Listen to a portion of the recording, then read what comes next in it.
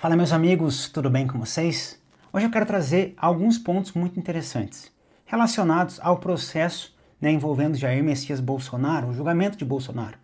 Um deles é o voto de ontem de Luiz Fux, que dá uma aula de direito no STF.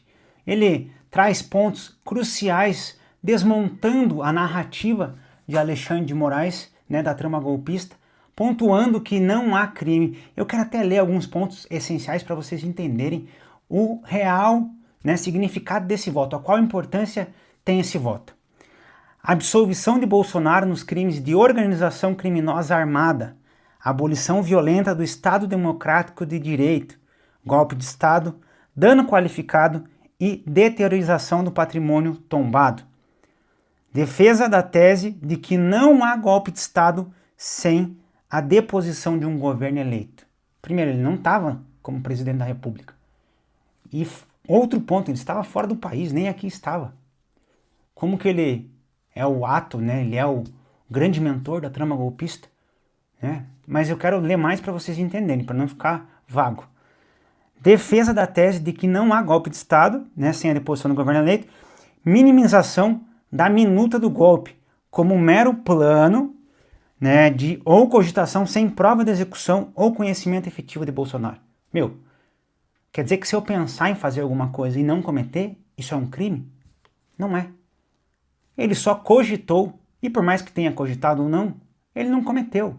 Então ele não pode ser responsabilizado por esse ato. Vamos para outro ponto. A afirmação de que Bolsonaro não tinha a obrigação de desmobilizar a manifestação e não há provas de que tenha ordenado danos ao patrimônio público. Ele nem no Brasil estava, ele estava nos Estados Unidos. Como que ele vai coordenar essa ação aqui no Brasil, sendo que ele nem estava aqui? Mas vamos continuar lendo. Rejeição do crime de organização criminosa, alegando que não basta um plano criminoso para caracterizar o delito. Foi o que eu falei anteriormente. Não adianta Moraes querer responsabilizar Jair Bolsonaro porque pensou em fazer algo. Ele não cometeu nada ilícito. O pensamento é livre, ele pensa o que ele quiser. Reconhecimento da incompetência absoluta do STF para julgar o caso na primeira turma, defendendo que deveria ser analisado pelo plenário. Tendo em vista que o presidente Jair Messias Bolsonaro, o ex-presidente, não estava no cargo de presidente, esse processo ele deveria ser na primeira instância. Ele não deveria estar no STF como está. E se tivesse no STF, ele não deveria estar na primeira turma, e sim no plenário do STF, para que todos os ministros pudessem votar também. Mas vamos voltar aos pontos. Acolhimento da preliminar de cerceamento da defesa por excesso de dados no processo, dificultando a análise da acusação. Meus amigos, são mais de 70 terabytes. Resumindo, mais de 2 bilhões de páginas para que a defesa seja eficaz em um mês. É impossível. É um total cerceamento do direito de defesa dos acusados. Isso não pode acontecer num processo nunca. É ilegal. Esse processo, só por esse ponto, já deveria ser anulado. Mas vamos ler mais. Condenação de Mauro Cid e Braga Neto por tentativa de abolição violenta do Estado Democrático de Direito, mas absolvição em outros crimes.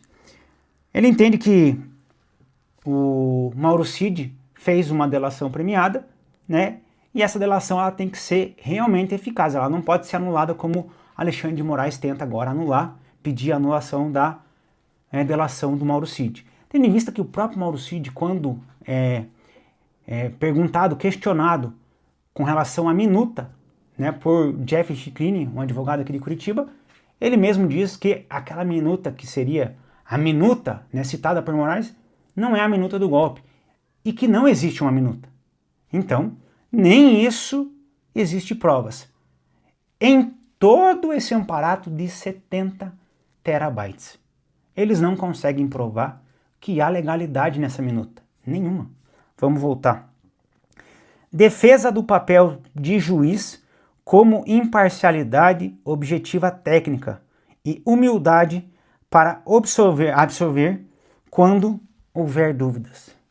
Aqui o juiz, além de juiz, ele faz o papel do Ministério Público, ele faz o papel da polícia, ele também é uma vítima. Como que vai haver imparcialidade nesse caso? É impossível. Esse é o voto de Fux. Hoje, a ministra Carmen Lúcia vai apresentar seu voto, que eu não creio que divirja muito do voto de Alexandre de Moraes. Por sinal, acho que não vai divergir nem um pouco. Mas o que me traz, né, uma certa pulga na orelha é o voto de Zanin, Cristiano Zanin. Cristiano Zanin é um advogado renomado que defendeu o Lula no caso da Lava Jato. E com êxito, né, ele apresentou provas, conseguiu contestar que o processo não deveria ser aqui no primeiro grau, onde Sérgio Moro era juiz na época, que deveria ser em Brasília, conseguiu anular todas as acusações contra Luiz Inácio Lula da Silva. E ele usa isso em seus discursos, em palestras. Sendo assim, ele não pode ir contra a legalidade do direito. Ele não pode ir contra a Constituição, ele não pode ir contra o regramento jurista brasileiro. Se ele for contra, ele não vai ter prerrogativa para dar palestra. Então, meus amados, eu acredito que ele vai divergir em muitos pontos contra o voto de Alexandre de Moraes, o voto do relator. Mas vamos aguardar, né? Eu prefiro não me precipitar. Pode ser que Zanin também vote com o relator, mas eu acredito que ele vai pensar na sua carreira, né, na sua carreira de advogado, e não vai querer manchar o seu nome diante, né, dos juristas do nosso país, não só do nosso país, mas do mundo inteiro, que conheceram o caso, né, de Lula. Então ele não vai querer manchar essa história, acredito eu. Vamos aguardar para ver as cenas do próximo capítulo, tá bom? Um grande abraço e fiquem todos com Deus.